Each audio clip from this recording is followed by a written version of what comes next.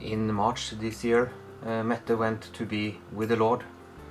After that, we decided to build a memorial home for the widows in Kenya.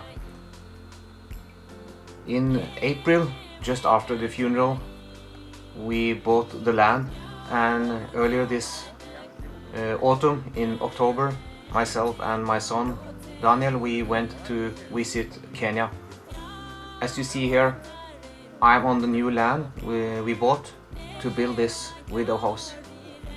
While being there, we saw that it was a big land, so we decided to plow some of the fields. And the soil, as I explained here in Norwegian, is quite good. So then we decided we have to do some planting of maize, banana trees, orange trees, and different kind of vegetables. As a young boy, I grew up on the farm, and it was a bit fun for me as well to do the plowing and do some kind of help. And as you can see here, the soil looks extremely good. If you have ever been on a farm, you can see it from these pictures. And not long time ago, we also received some new photos that the maize they planted is just starting to pop up. We hired a man to look after all this, and as you can see here, the plant is already popping up. So we are expecting things to happen. Before starting on the center, we start to build a toilet. So this is the toilet just outside the house. And during that days, we also had a memorial service for my wife.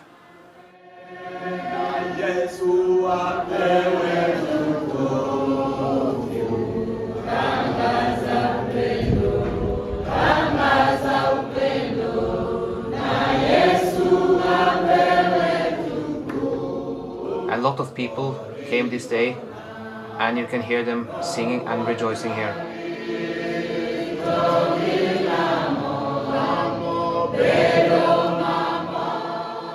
For this special day, we made a special program with a lot of pictures from what Mette has been through during all these years since the early 90s.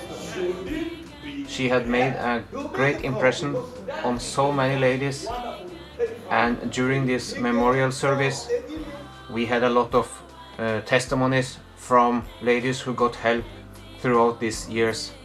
Her first visit in Kenya was back in 1994, and for all these years she has cared so much for the ladies. And this lady, she is explaining that she got help while it was her roof was leaking. Mette helped her to get some money to build a new house. When he comes in my house, he could shed tears. When they were getting back to their homeland, he left money with the Bishop Daniel. Also, back in those years, we met with another lady. Her name is Susan, and she's working in the orphanage, the children's home in Kenya.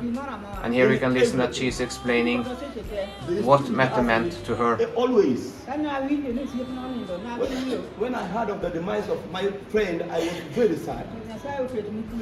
Let God give you. It's so great to listen to all the testimonies from the people. And we can't forget the wife of Robert. As she is explaining here, from her early childhood she learned to know Mette while she was still in secondary school.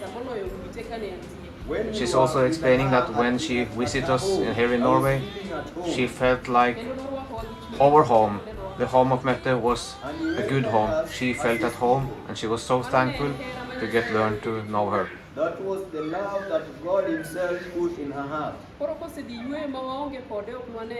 So because He has gone, He all treated us like family. Also, our son Daniel, he was so great, so thankful for what all the ladies told about his mother. Really well.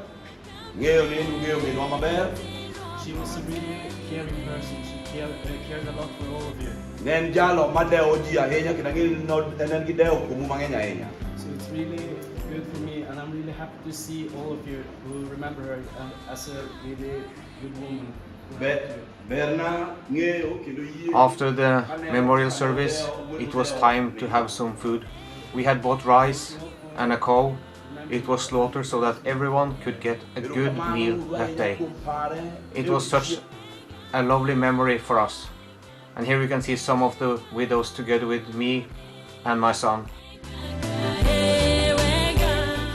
They want to give us gift. Here you can see Susan giving the gift of a hand to me.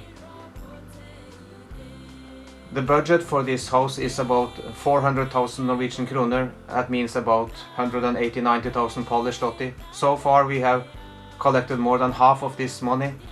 So if you want to help us to make this come true, we are very, very, very happy to receive your offering.